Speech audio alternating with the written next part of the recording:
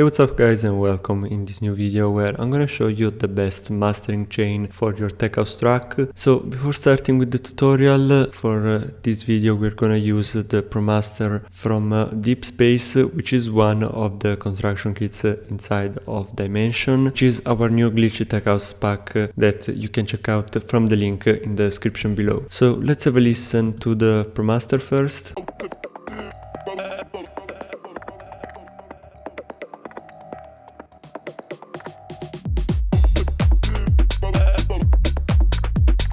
So yeah, this is the ProMaster. So before starting with the actual chain, I'm gonna try to use some alternatives from the Ableton stock plugins, but we're mainly gonna use third-party plugins because they work better, especially for mastering. So we're gonna start with the first plugin, which is the Black Box from Plugin Alliance. This one can be replaced by the Ableton Saturator, and what we're doing is just adding a bit of saturation and a bit of color to the track. So we're gonna loop the loudest part, which I think is this one. So we're gonna set the frequency to flat. We don't want to work on the lows or on the highs, just adding a bit of color to the track.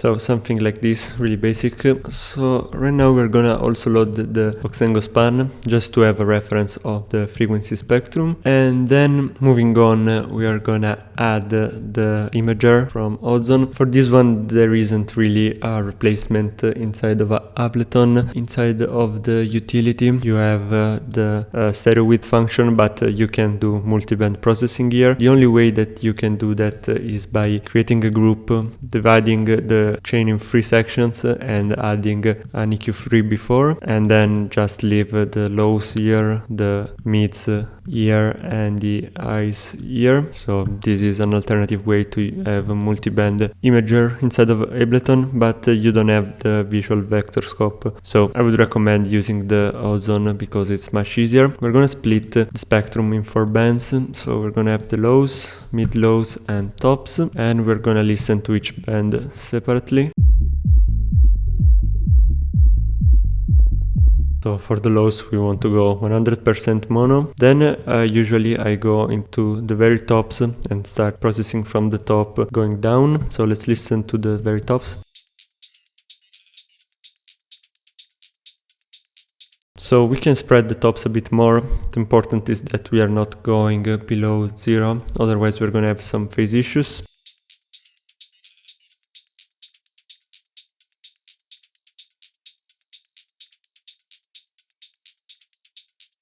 So something like this. So if you're not sure how much to spread certain bands, you can always add a reference track and see how their vector scope looks like, and you can adjust your track accordingly. But in general you want to have the highs a bit wider than the lows and the mids. Then let's go to the mid-top section.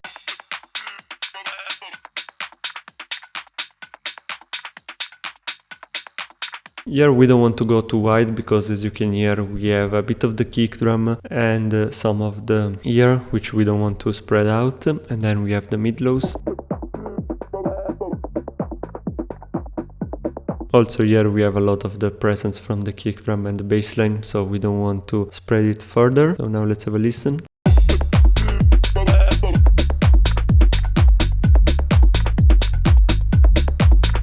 Okay, perfect. Now the next plugin in the chain is going to be the Pro EQ3, and we're gonna do some corrective EQ. So the alternative for this is obviously the EQ8 from Ableton. However, we're gonna use this EQ in linear phase, which I don't think it's possible inside of the EQ8. And we are also gonna use the Pro EQ3 in mid-side mode. So let's start with the mids.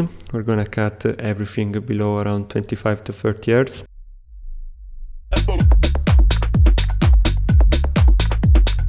So even if those frequencies can't really be heard on speakers or on headphones as well, it's really important to cut them off, because this will enable us to make master sound louder. And then we're gonna do another cut, this time on the sides, and we're going to go around the 200 Hz.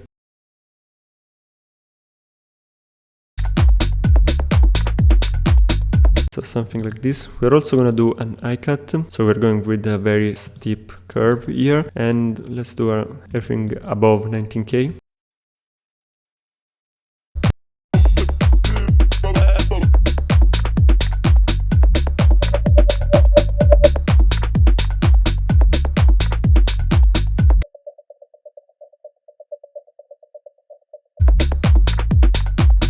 So we are doing also a bit of surgical EQ, so removing some bad frequencies. Usually I like to do this in the dynamic EQ mode, so we are only removing the peaks when they are hitting a certain threshold.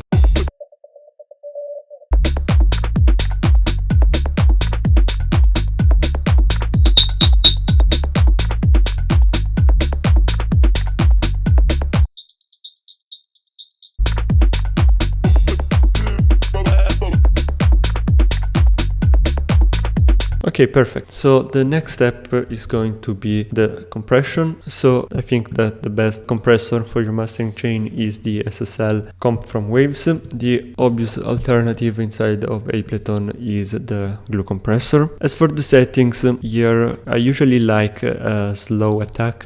This way we can let the kick and the transient go through and set the release to automatic. As for the ratio, we can keep it at 4. And here we are looking at around 2 to 3 dB of gain reduction.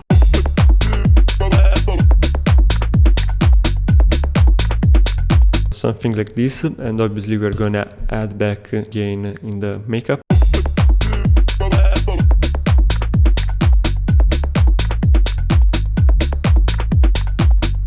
Okay, perfect. So the next step is the multiband compression. We are going with the FabFilter Pro MB, which is a standard multiband compressor. The alternative in Ableton is the Multiband Dynamics plugin, this one. So the problem here is that you only have 3 bands. We're going to work on 4 bands on the Pro MB, so that's why I prefer this one. So we're gonna divide the spectrum in 4 bands, which are similar to the 4 bands we have used for the imager, so we can also actually use the same ones. So around 190 to 1K, and then we have 1K to 6K, which is more or less what we did here. So I'm gonna start from scratch.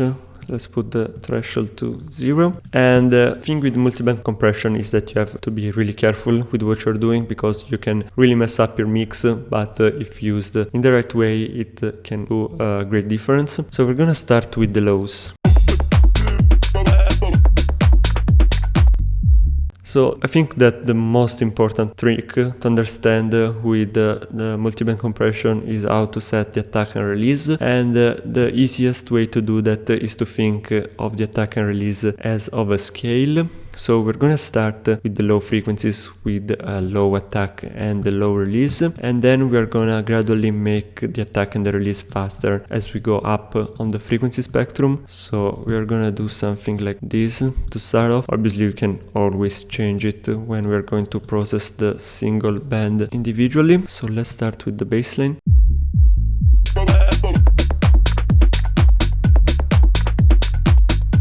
Here we can also get some help with the frequency spectrum. As you can see, we have a lot of low frequencies in this track, while we are lacking a bit of the highs. So we're gonna work mainly on the lows and mid lows.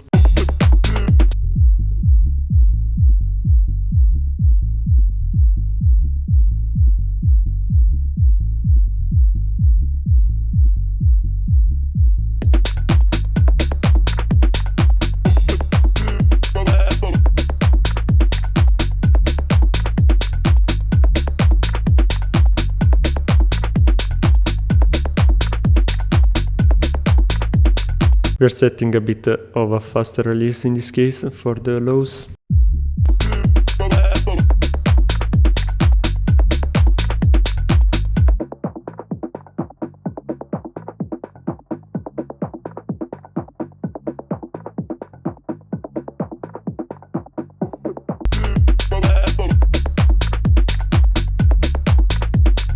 So here in the mid-lows we have a bit of the clap is triggering the threshold. Not a lot of work to do, as you can see also from the span.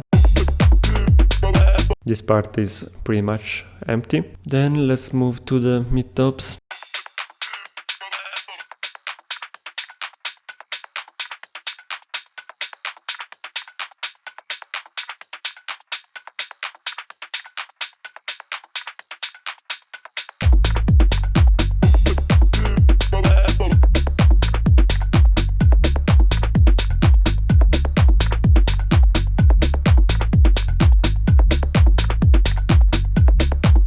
So as for the mid-tops, I'm trying to add a bit of gain to compensate the reduction from the compression.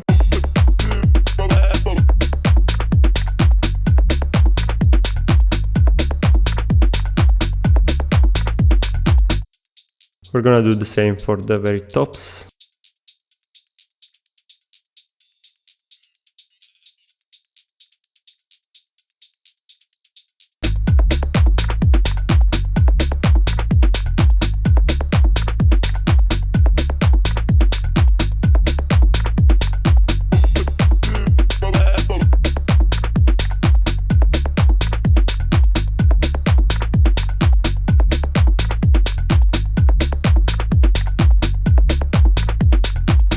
So you can hear how we are mainly controlling the low frequencies with this multiband compressor. Now the next step is gonna be adding some color to the mix. We're gonna do that with a free plugin called Lufticus. So what I think is missing here is a bit of the mid-tops and tops. So we are gonna work on this high shelf. We can enable mastering mode here.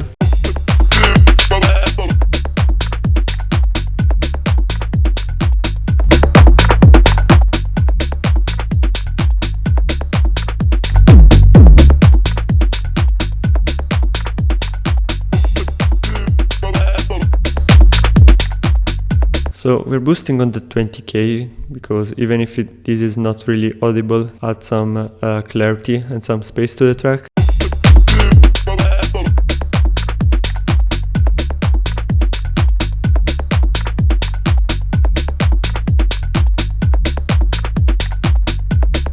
And now the final step is gonna be the loudness. So we're gonna have a listen to before and after of what we've done as for now.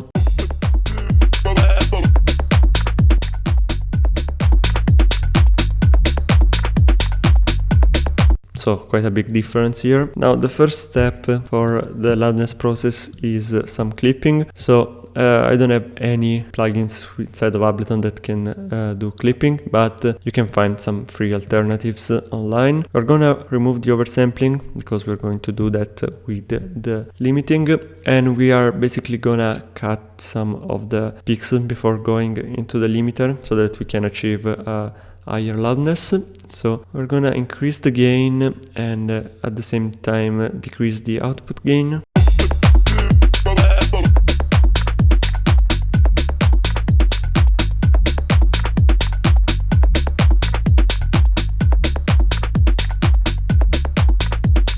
So as you can see, these red parts are the peaks that are getting clipped. You don't want to go too aggressive, usually this is enough.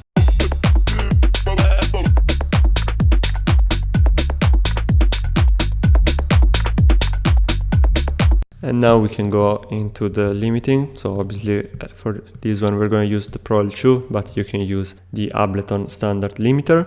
We want to remove true peak limiting. We're going to set the oversampling at 16. As for the style, I like to go with the punchy, and we're going to set the channel link, transients and release to 0. From here we're going to add a bit of gain.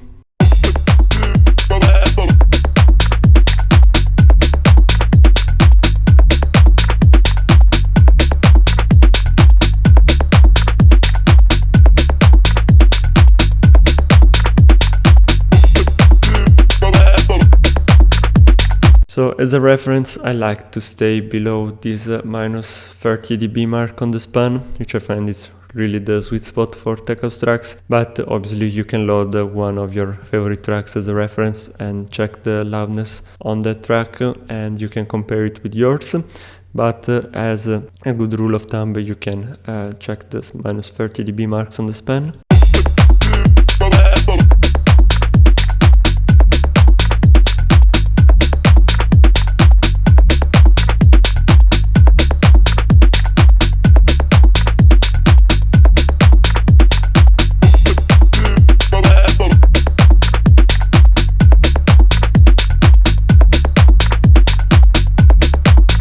Yeah, something like this. So now let's do a before and after with all of the plugins.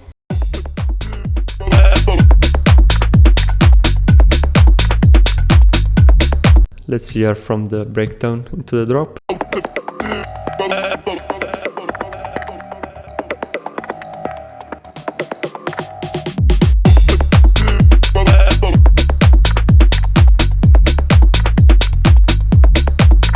So yeah, basically that's all for this tutorial. So don't forget that this is just a mastering chain. Obviously you have to change all of the settings inside of the different plugins based on the track that you're mastering, but this is a great starting point for almost all of Tech House tracks. So be sure to check out our sample pack dimension from the link in the description below. Let us know what tutorials would you like to see next, and I'll see you soon. Bye!